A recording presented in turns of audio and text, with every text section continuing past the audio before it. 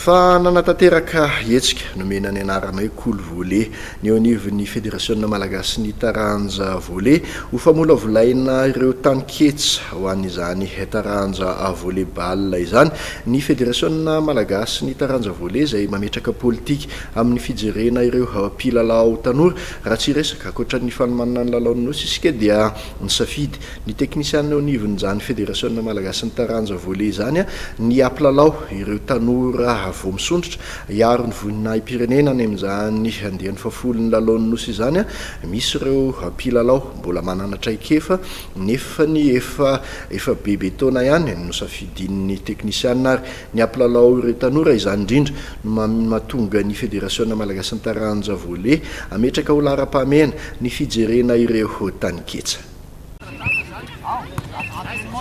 Ho fampiroboroboana ny taranja volley-ball eto Madagasikara dia nikarakara hetsika antsoina hoe Kolo Volley zareo eo anivon'ny federasiona malagasy ny taranja volley-ball. Politika ny federasiona entiny indrindra famolavolana ireo taninketsa azy ity tetikasa Kolo Volley ity.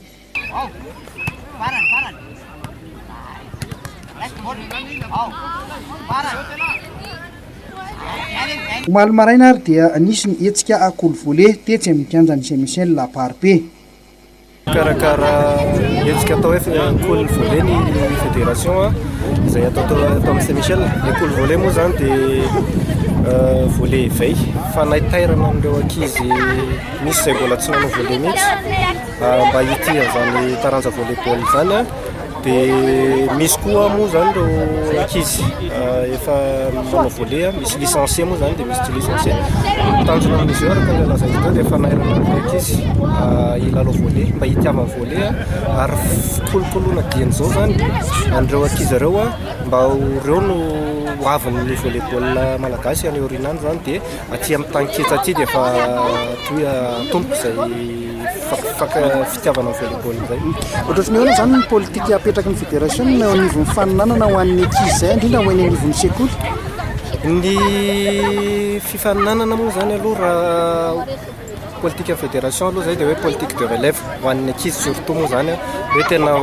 zay ny anton'izao hetsika zao. Tia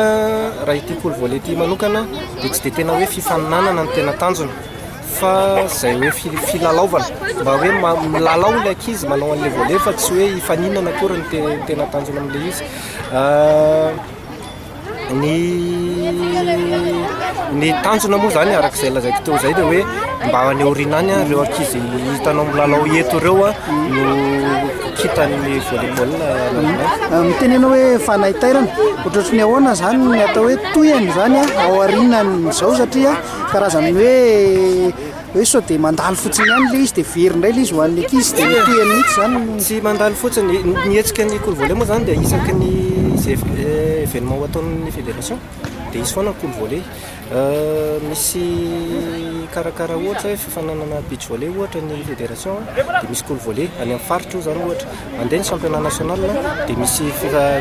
Kolo Volley isaky ny manao événement zany ny fédération dia misy ny Kolo Volley io mitoy ianao izy ianao raha amireto zany zao ohatra araka ny lazaiko teo misy école manao amin'ireo école ohatra hoe CG Ambopo ohatra CG Ambatolampo ohatra tonga eo zany manao an'izany zareo ireny ankizy ireny zany fotoana ny eto satria eto efa misy club akoho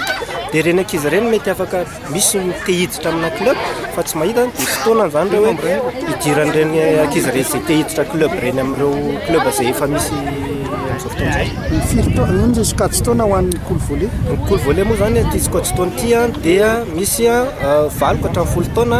ary moins de 13 ans dia misy lasivavy moa zany dia misy licencié dia misy non licencié zay ireo sokajy taona mandray anjara.